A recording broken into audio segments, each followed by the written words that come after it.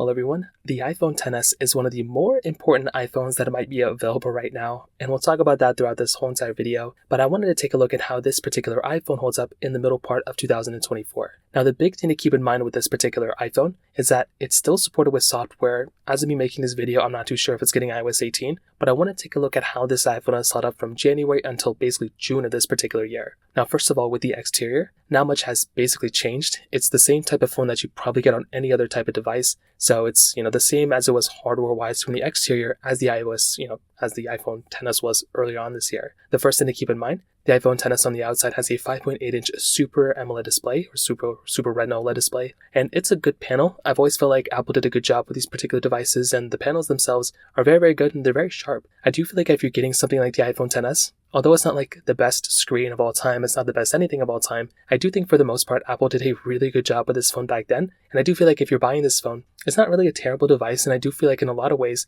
the exterior holds up fairly well. Lightning port at the bottom, curved sides. On the back, you're getting that standard glass back, which still looks and feels very, very good. You're getting wireless charging on this particular phone too, which is another really, really nice thing to have. And I do think on the exterior, a phone like the iPhone XS still holds up very well in so many different ways. Although it's not a perfect phone by any means, I do feel like Apple did a really good job on the exterior, and although it looked kind of like the iPhone X, I do think it's still one of those devices that I look at, and I'm very, very happy with the way this phone is approached in the last couple of years. Now, in terms of the outside, like I said, that kind of covers it up for the most part. A big thing to keep in mind with the iPhone XS, though, is the software. This phone, as you may have guessed it, is not going to be lasting forever, and with a phone like the iPhone XS, it may be getting iOS 18 and may not be. We're going to take a look at the device list tomorrow, but the big thing to keep in mind with the iPhone XS is the fact that this particular iPhone, throughout this particular year, got a ton of software updates inside of it, which I think was super cool. Having a device like the iPhone XS, which was giving you those many software updates, I think was very, very nice. And I do think, again, the center of itself is a very, very nice thing. Although it's not the most up-to-date phone of all time, it's a very good device, and I do think the center of itself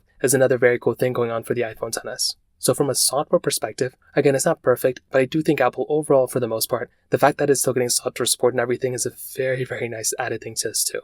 Finally, in terms of the performance, still giving you that Apple A12 Bionic chip inside of it with 4 GB of RAM. And throughout this whole entire year, like I said before, this phone has held up very, very well from the performance perspective, but I will also add pretty much from every single other way that I can kind of imagine with this particular phone, I do think Apple did a really good job with it. I still think no matter what you're doing, you're going to be getting really good performance, really good, app opening speeds. And when you're inside of the applications, things load up very, very fast and fluid. Really, the only issue I've kind of had with some of these particular phones like the iPhone XS is the fact that this particular device, for the most part, I would say the only issue for the most part is like the fact that it takes a long time to open up some applications. So if you're going through and if you're opening up an app, it may take a little bit more time for it to open up compared to some other devices. And this in and of itself can be kind of an annoying thing. So keep that in mind. Again, not the biggest deal in the world, but just one of those minor things to keep in mind there too. So overall, I'll definitely tell you, a phone like the iPhone XS, I think is still holding up okay for the most part. For a 2018 device, I think it's pretty impressive. But if you're planning on getting this phone in this day and age, I really would not recommend buying. I think there are much better devices to go and pick up rather than this thing. And like I said, it might make more sense to go and buy one of those devices rather than this one. So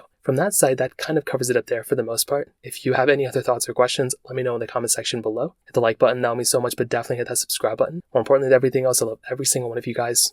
Hopefully I'll catch you guys in the next video. Peace out till then.